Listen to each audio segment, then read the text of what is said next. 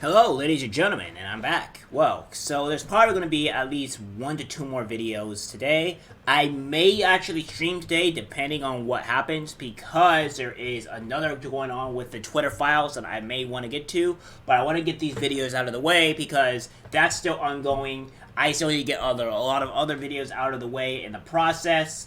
So, that being said, as that's going on, depending whether or not that stops, I would actually do my very first stream, even though my very first stream was going to be on my podcast. So, we'll see how that goes.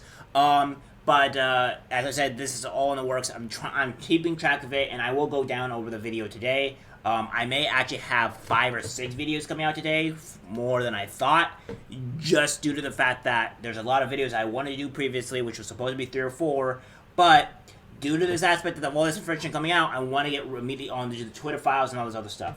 And speaking of Twitter files, this is actually on what's going on right now in terms of Twitter with Matt Taibbi and all this stuff with the FBI. So let's get directly into it.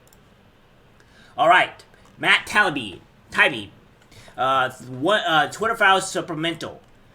July 2020, San Francisco FBI agent Elvis Chan tells Twitter executive Yoel Roth to expect written questions from the Foreign Influence Task Force, the interagency group that deals with cyber threats. Okay, it goes on to say here that, hi Yoel, I believe FITF would like a response ahead of our meeting the week of August 10th. It could be a written response or we can set up a phone call. Whatever is easiest for you. I think you can tell from the nature of the questions that there is quite a bit of discussion within the USIC to get clarifications from your company. Let me know how you would like to proceed. Thanks. Regards, Elvis.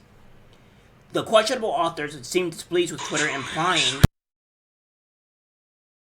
in a 20th DHS ODNI FBI industry briefing that you indicated you had not observed much recent activity from official propaganda actors on your platform. Alright, so let me see here. Okay, yeah, I will blow this up as well. During the 10 June 2020 working group meeting on election security, you indicated you had not observed much recent activity from official propaganda actors on your platform. To make sure we understand the state media online landscapes as much as possible, we hope you would be able to answer some questions about your analysis and conclusions. For context, other sources we are aware of, including those referenced below, indicate state media actors are prolific users of social media, which seems in contrast to your own analysis as we documented at the time of our discussion. We would appreciate any information you are willing to provide about your recent conclusions. In what ways and by what measures do you see official propaganda actors as less active than other groups on your platform? What groups are you comparing to official propaganda actors? What official propaganda actors do you include in your analysis? How do you differentiate official propaganda actors from foreign state actors? And what is the reasoning to make that distinction? In which bucket do you place, for example, outlets such as abruptly or in the now, which part of the state media are apparatus, but which seek to obscure that link by using different branding? Are they included in your analysis? What quantitative metrics do you use to judge volume of activity on your platform? On what scale can you provide these metrics? What relative weight do you give each metric when judging volume of activity? What qualitative measures do you use to inform judgments about activity, including the volume of activity on your platform? How do you limit the scope of your analysis of the domestic scam, foreign state, official propaganda, and white supremacist actors, i.e., date, range, language, location, topic, etc.? References with Oxford Institute, University of Oxford, etc., all these things right here. Goes on. Would think that would be good news. The agency seemed to feel otherwise. Chan underscored this. There was quite a bit of discussion within the USIC to get clarifications from your company, he wrote, referring to the United States intelligence community. The task force demanded to know how Twitter came to its unpublished conclusion. Oddly, it included a bibliography of public sources, including a Wall Street Journal article attesting to the prevalence of foreign threats, as if to show Twitter they got it wrong. 7. Roth receiving the questions circulated with the other company executives, and complained that he was frankly perplexed by the requests here, which seemed more like something we get from a congressional committee than the borough. Hi team, The questions received are attached. I'm frankly perplexed by the request here, which seem more like something we get from a congressional committee than the borough. There's a big discussion to be had about state-controlled media, which will be impacted by the label launched later this month. But I'm not particularly comfortable with the borough, and by extension the IC, demanding written answers here, with perspective on how best to investigate. Thanks, y'all. Goes on.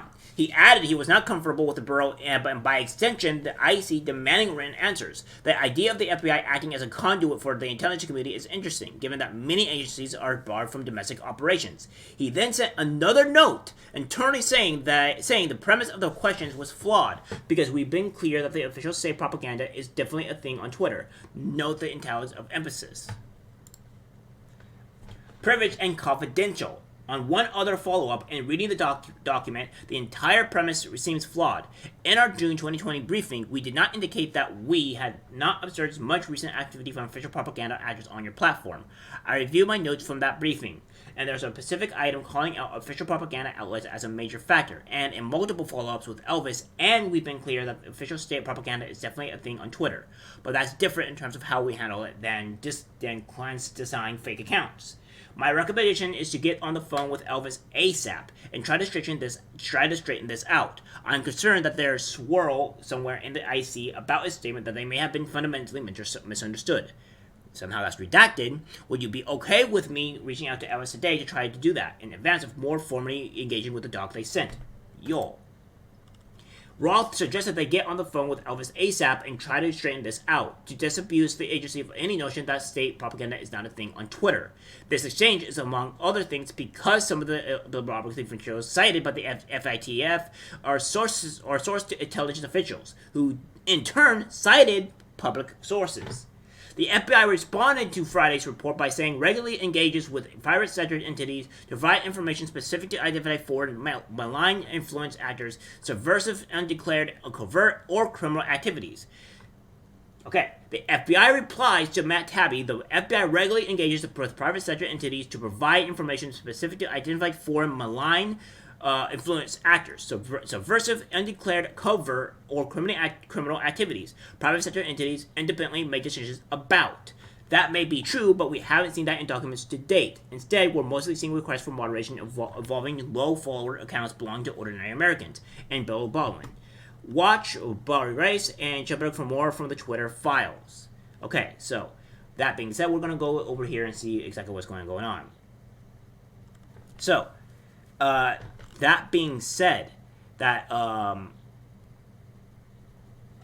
we have a lot of crazy stuff that's been going forth. So we have Boron Neil Roth on this here, and the FBI subsidiary, and all of this going on.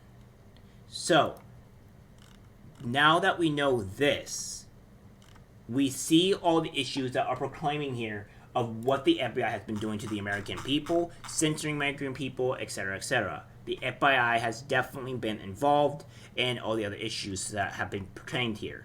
Now, I do agree that we see some other issues that are trying to censor a lot of issues that are pertaining, and I may believe the FBI and the intelligence community is going to be more stuff coming out forward.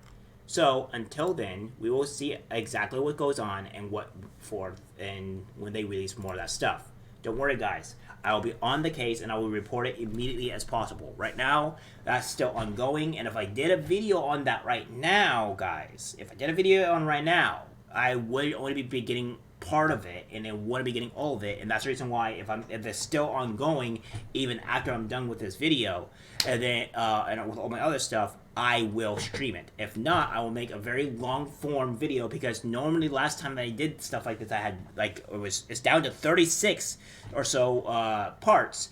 It was a very long video, but I would do it nonetheless, because me streaming for 30 minutes won't really do anything. It's just kind of pointless. All right, guys. So that's it for the video.